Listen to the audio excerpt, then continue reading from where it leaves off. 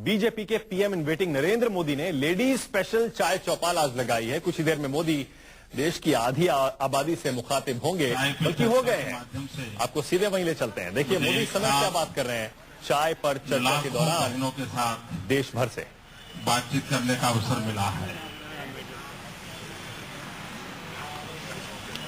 एक छोटा सा विषय और मैं कहना चाहता हूं। चुनाव घोषित हो चुके हैं। अगर एक बार देश की महिलाएं ठान ले कि भारत का भाग्य हम निर्धारित करेंगे, तो मैं नहीं मानता हूं हिंदुस्तान की कोई वोट बैंक काम कर सकती है। सारी वोट बैंक अपने आप खत्म हो जाएगी। इतनी ताकत महिलाओं में है। एक छोटा सा काम हर कोई करे, लेकिन महिलाएं विशेष रूप से करें। कल 9 मार्च को भारत के चुनाव आयोग ने एक दिन पूरे देश में वोटर रजिस्ट्रेशन के लिए विशेष प्रावधान रखा है कि 9 मार्च का उपयोग हम सब करें। और अब तो ऑनलाइन भी रजिस्ट्रेशन कर सकते हैं। हम भी और 10, 12, 15 लोगों को कहे कि भाई ये लास्ट चांस है, इसको हम जाने न दें, क्योंकि भारत के भाग्य के निर्माण में चुनाव प्रक्रिया का बहुत बड़ा महत्व है। और चुनाव प्रक्रिया में बहनों की भूमिकाएं, महिलाओं की भूमिकाएं जितनी व्यापक होगी, जितनी असरकारक होगी, उतना ही आगे का रास्ता ज्यादा अनुकूल होगा। और इसलिए मैं आज इस माध्यम से सबसे आग्रह करता हूं कि अवश्य ही 9 मार्च का उपयोग मतदाता जागृति के लिए, मतदाता रजिस्ट्रेशन के लिए एक व्यापक रूप में हो। उसमें भी महिलाएं अग्रिम पंक्ति में रहें। आज भी वोटर संख्या में बहुत स्थान ऐसे हैं कि पुरुषों की तुलना में महिलाओं के वोटर रजिस्ट्रेशन कम है। 2%, 3% भी मार्जिन, वो भी तो मिटना चाहिए। उसके लिए जागृति ही बहुत बड़ा रोल प्ले कर सकती है और उसको हमने करना चाहिए। आज मुझे ज्यादा कुछ कहना नहीं है, महिलाओं से सुनना है, उनके सवाल मुझे समझने हैं। मेरे पास कुछ जानकारी होगी तो मैं देने का प्रयास करूंगा।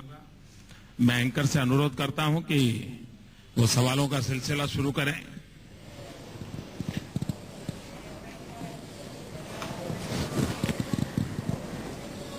चलिए हम अपना पहला प्रश्न लेते हैं और इलाहाबाद चलते हैं। वहां पे काफी भीड़ जुटी हुई है, बहुत इंतजार किया है उन्होंने मिस्टर मोदी का, और अब मोदी जी उनके सवालों का जवाब देंगे। पहले हम चलते हैं इलाहाबाद। मोदी जी नमस्कार। मैं प्रयाग की सभी महिलाओं की तरफ से आपका अभिनंदन करती हूं। आपने कई बार महिलाओं को होम मेकर से आगे निकल के नेशन बिल्डर बनने के लिए कहा है कि वो नेशन मेकर बने। ये किस प्रकार संभव है? आप प्रधानमंत्री बनने के बाद इसको कैसे लागू करेंगे, मैं ये जानना चाहती हूँ।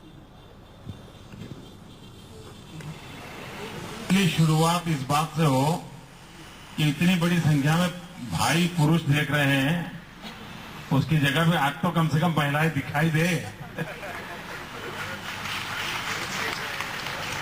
कैमरा के सामने सारे पुरुष वर्ग ने कब्जा कर लिया है। यही मानसिकता सबसे बड़ी समस्या है। ये बात सही है कि होम मेकर से नेशन मेकर हमारी नारी शक्ति कैसे बने।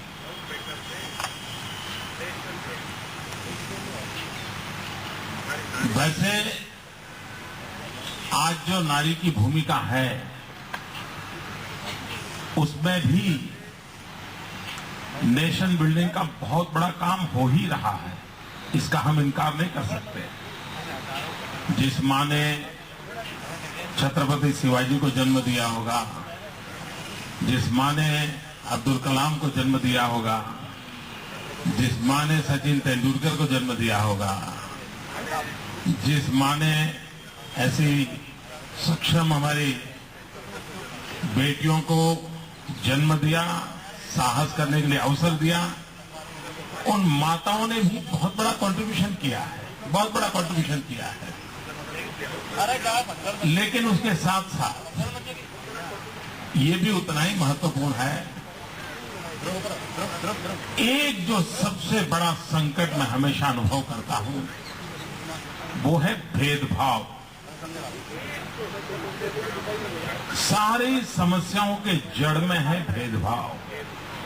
परिवार में भी बेटे की तरफ देखने का दृष्टिकोण एक, बेटी की तरफ देखने का दृष्टिकोण दूसरा। बगल के गांव में पढ़ने के लिए जाना है, बेटा है तो हाँ बेटा जाओ, बेटी है नहीं बेटा दूसरे गांव में तुम मत जाओ।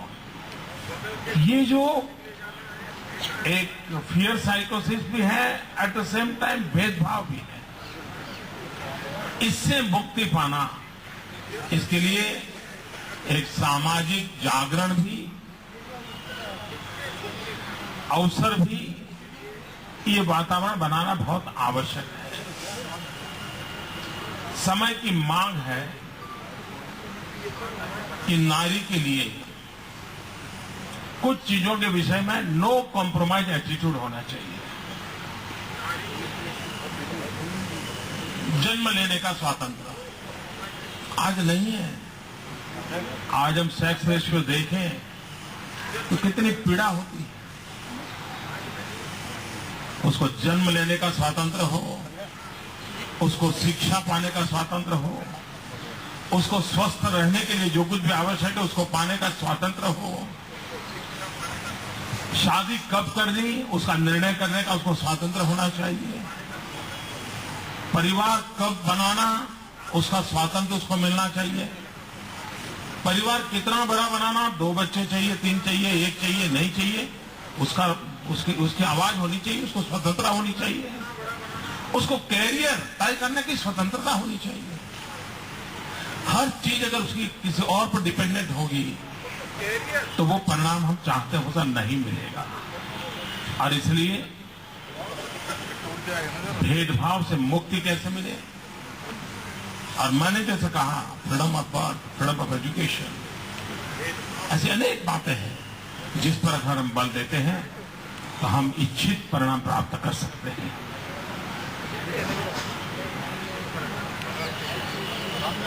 एंकर कोई नेक्स्ट प्लेस।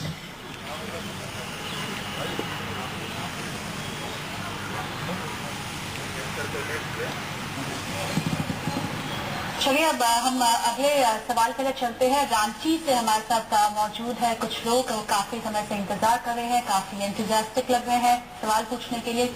चलते हैं रांची।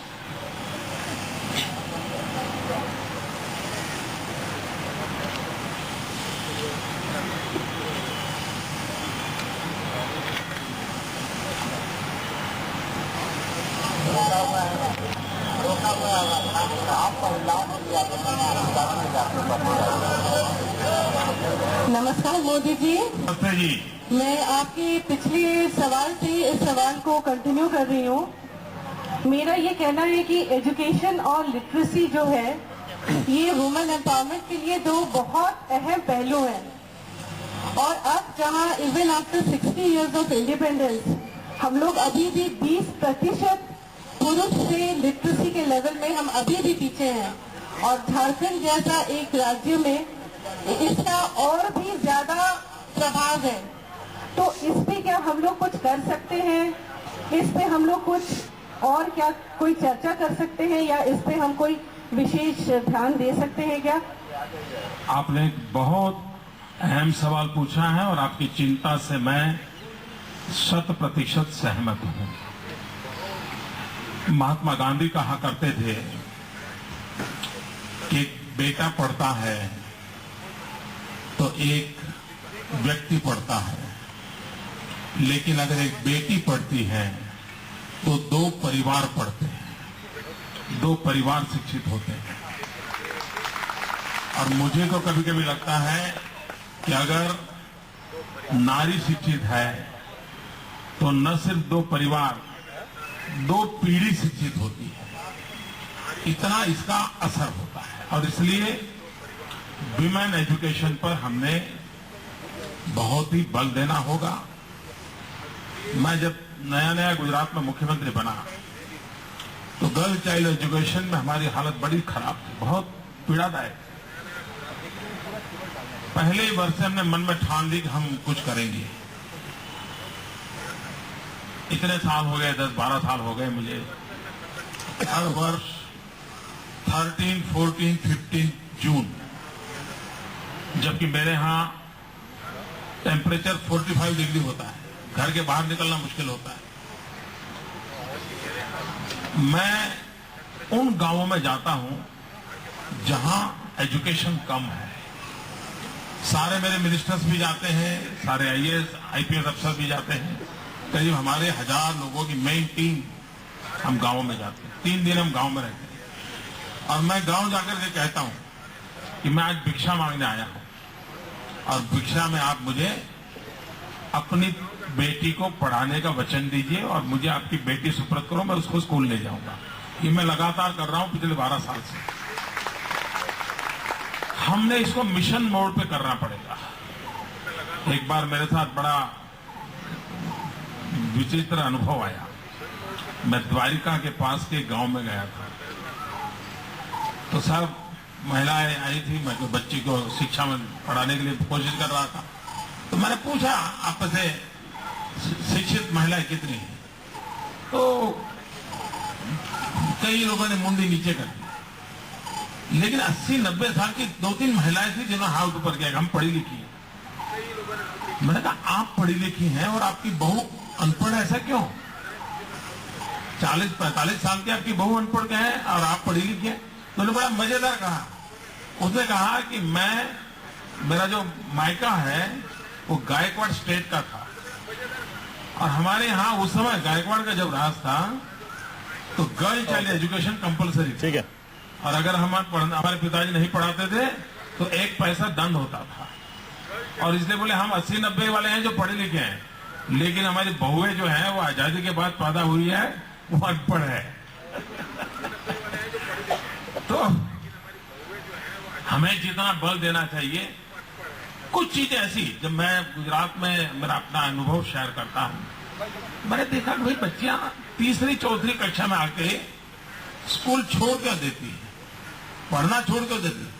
ध्यान में आया कि बेटी 3-4 साल की उम्र 3री-4री कक्षा में आती थी, काफी पुरुष की जैसा नहीं होता उसका, बड़ी समझदार और तेज होती है, उसको समस्याएं समझ आती थी। ध्यान में आया कि बच्चियों के लिए अलग टॉयलेट नहीं होने के कारण वो बच्चियां स्कूल छोड़ देती थी। अब ये छोटी छोटी चीजें हैं, अगर इस पर हम ध्यान दें, और मैंने तो गुजरात में एक बड़ा अभियान चलाया टॉयलेट बनाने का स्कूलों में बच्चियों के लिए अलग, उसका हमें परिणाम भी मिला।